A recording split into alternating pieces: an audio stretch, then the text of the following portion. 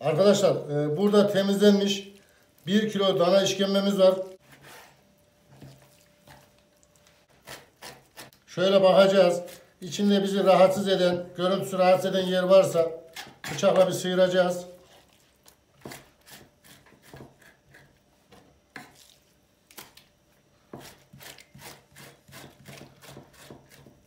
Ne kadar temizlenmiş olsa da siz bıçakla şöyle yüzünü bir sıyırın.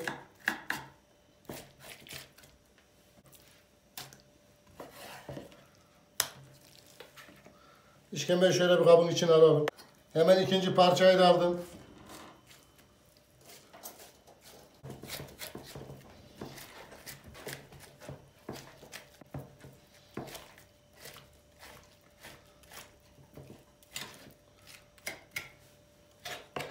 Ne kadar temizlenmiş işkembe olsa da şu kadar da temizlenecek yeri çıktı, görüyor musunuz?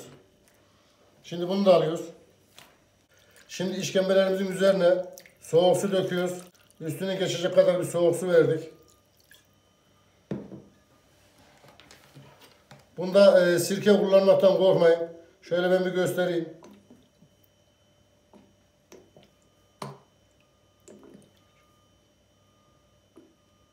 Dört yemek kaşığı da bir sirke attım.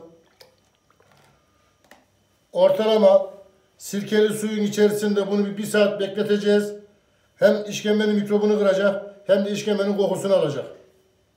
Arkadaşlar bir saat kadar sirkeli suyun içinde beklettim. Şimdi hemen ne yapacağım? Bunu güzelce bir yıkayacağım çeşmede bol suyla. Ondan sonra ocağa nasıl vuracağız onu göstereceğim. Arkadaşlar sıra geldi işkembeyi anlatmaya. Doğru işkembe nasıl yapılır? Onu söylemeye, işkembede ne gibi yanlışlar yapıyoruz? Önce yıkadığımız işkembeleri tencereye koyarken hem de anlatayım. İşkembemiz dana işkembe. İşkembeyi alırken de mutlaka damardan almaya çalışın. Aldığınız işkembenin içerisinde damar olsun. İşkembenin en lezzetli yeri ora. Tekrar bir daha söyleyeyim. İşkembeyi suyun içinde beklettim. Sirkeli suyun içinde. En ufak bir işkembe kokusu kalmadı. Tertemiz oldu. İçine şöyle 1 litre bir su boşaltıyorum. Tabii ki bu 1 litre yetmez. 1,5 litre su boşaltıyorum. Suyu vermekten korkmayın. İçine 1,5 litre su boşalttım. Sebebi de işkembe çorbası deyince arkadaşlar işkembe suyu çorbası değil. İşkembe de işkembe suyu çok az kullanılır. Onu da ocağın başında anlatayım. Şöyle içine en küçüğünden bir tane de ne yapacağız? Soğan atacağız. Soğanın şu kök tarafını almadım ki içinde fazla parçalanmasın diye. Şöyle hafiften bir yaralım. İçine de işlesin. Soğanımızı da attık. Başka buna hiçbir şey atmayacağız. Şöyle bir yanaştıralım. Şimdi niye küçük tüp getirdim onu söyleyeceğim. Mutfağı fazla kokutmasın diye ne yapacağım? Balkon tarafını alacağım. Kaynayınca altını kısacağız, bir kapağını kapatalım. Şöyle kapağı kapatıyorum. Hafiften de ılık bırakıyorum ki kaynayınca taşma yapmasın. Şöyle bakın arkadaşlar, işkembemiz kaynadı. Hemen kendime doğru ocağı bir çevireyim.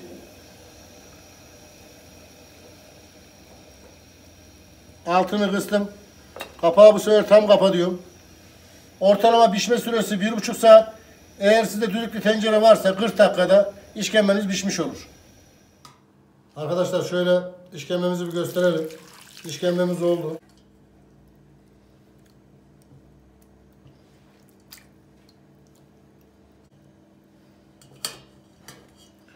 Arkadaşlar şimdi bu işkembenin suyu. Bundaki en önemli detayı söyleyeyim. Biz işkembe çorbası yapıyoruz arkadaşlar. İşkembe suyu çorbası yapmıyoruz. Eğer işkembe suyunu işkembede çok fazla kullanırsan, ayarını kaçırırsan o çorba kesinlikle içilmez. Kaşıkla alan kaşığı geri bırakır. İşkembe çorbası demek, işkembe suyu çorbası demek değil. Bunda kemik suyu kullanılabilir, et suyu kullanılabilir. Şimdi bunu biraz kenara alacağım, soğutacağım. Yüzünde biriken yağlarını alacağım. Ondan sonra çorbamızı yapmaya başlayacağız. İşkembemiz kenarda soğurken hemen biz kabımızın içine 1 silme kaşığı un alıyoruz. Şöyle gösterelim. 1 silme yemek kaşığı. Bir tane orta boy limon sıkıyoruz.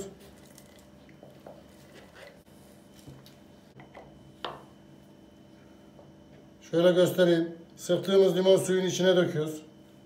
Bundaki yapılan yanlışlardan biri de fazla yoğurt kullanmak. Arkadaşlar bu yayla çorbası değil, işkembe çorbası. İşkembe çorbasında fazla yoğurt kullanmaz. Şöyle bir yemek kaşığı tepeleme yoğurt atıyoruz. Bazen görüyorum 5 kişi de 1 su bardağı kullanıyorlar. O yanlışa biz de düşmeyelim. Bir karıştırıyoruz. Buna yumurta sarısı da vereceğiz. Yumurta sarısını daha sonra vereceğiz ki una yapışıp kalmasın. 1 çay bardağı çeşmeden su döküyoruz.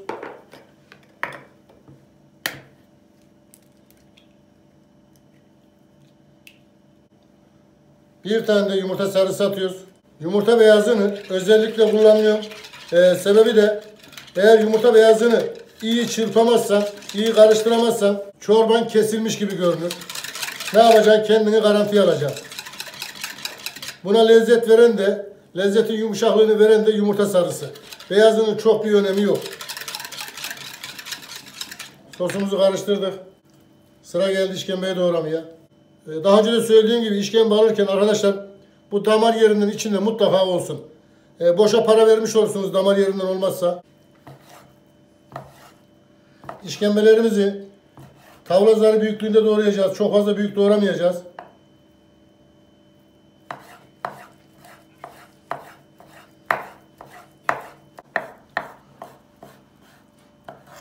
Hepsini doğradık, hazırladık. Arkadaşlar işkembenin piştiğini nasıl anlarız? Şöyle parmağımızla bastığımız zaman parmaklarımız birbirine değecek. Görüyor musunuz?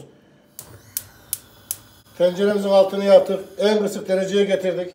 Arkadaşlar 1 yemek kaşığı silme un şeyde kullanmıştık. Sosunda kullanmıştık. Burada da 1 yemek kaşığı silme un çorbasında kullanacağız. Tabandan unu kavuruyorum. Sebebi de çorbaya güzel bir koku verecek. Unun çiğ kokusu olmayacak. İkinci iyi tarafı da çorbanın sulanmasını önleyecek. Çorbamız açık kıvamda olacak. Yalnız üstünde su gezmeyecek. Bu un onu sağlayacak. En önemli püf noktalardan biri de bu. İşkembe çorbası bir de koyu kıvamda olmayacaklar arkadaşlar. Hafiften duman çıkmaya başladığı gibi yağını ilave edeceğiz. Unumuz kavrulmaya başladı. Size önerim. Evde çelik tencere varsa çelik tencerede telle karıştırmanız. Plastik kaşıkla tel kadar randıman alamazsınız. Unu kavururken de kesinlikle unun rengini döndürmeyeceğiz. Yanımızda yağımız hazır olacak.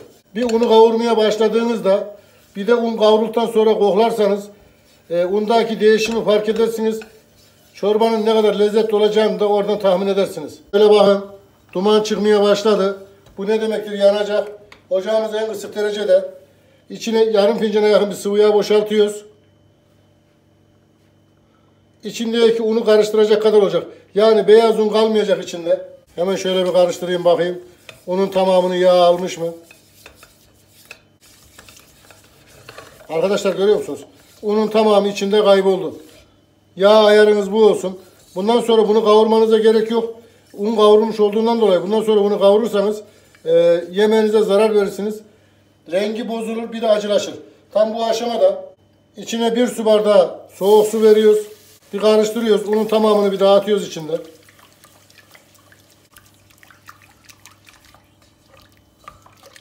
Hemen 2. bardak soğuk suyumuzu da verelim. Ocağımız hala kısık ateşte. Sebebi de birdenbire hamurlaşmasın, peşama sosa dönmesin diye. İçinde un kalmadı, tamamını karıştırdık. Artık suyunun tamamını verebiliriz. Ocağımı da orta ateşe getirdim. 3. bardak suyumuz. İşkembe suyunu getireceğiz şimdi. Hemen şurada göstereyim. Yüzüne yağlı tarafı birikmeye başladı. Arkadaşlar zamanım olmadığı için tam birikme yapmadı. Zamanım olsaydı, daha da soğusaydı üstünde kalıp gibi ne yapacaktı?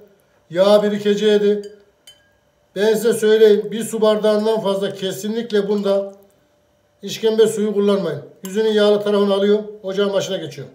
Toplamda 4. bardak suyumuzu da döktük. Şimdi bunun kaynamasını bekleyeceğiz. Kaynattan sonra terbiye ile buluşturacağız. Çorbamız kaynarken şöyle işkembeyi de içine bir dökelim.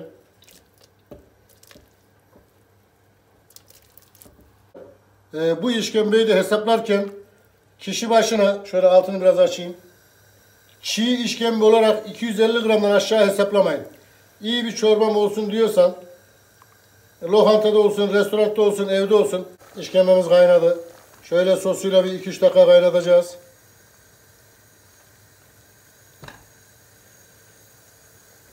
Bundan sonra her şey pişmiş olduğundan dolayı bir sorun yaşamayız. Altına kısıyoruz. Meyanesiyle buluşturacağız. Yavaş yavaş karıştırırken yukarıdan da meyaneyi yavaş yavaş dökeceğiz. Biraz daha hızlandırabiliriz.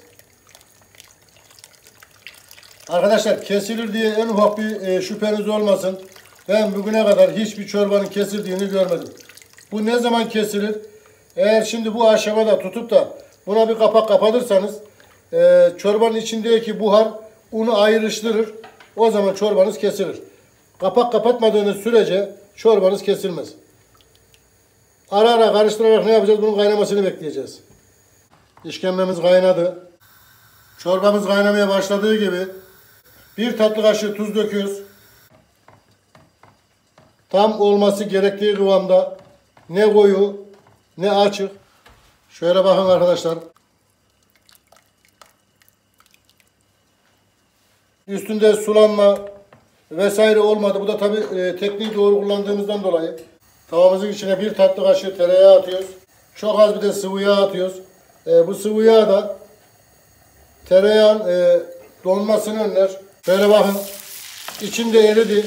Yağı çok fazla ısıtmayacağız. Yağı ısıtırsak birden yanma yapar. İçine bir tatlı kaşığı kırmızı toz biber atıyoruz. Şöyle bir karıştırıyoruz. Kırmızı toz biber de bakın arkadaşlar köpürmeye başladığı gibi altını kapatacağız. Sebebi de yağ çok sıcak olduğundan dolayı için yanmaya devam eder. Bakın görüyor musunuz? Yağ köpürmeye başladı. Hemen altını kapatıyoruz. Aynı tavanın içinde bekletmiyoruz. Direkt ne yapıyoruz? Yağı başka bir kaba alıyoruz. Şimdi birazdan çeker, bu köpük olduğundan dolayı yüzüne çıktı. Çorbamızın altını da kapatıyoruz, sunuma geçiyoruz.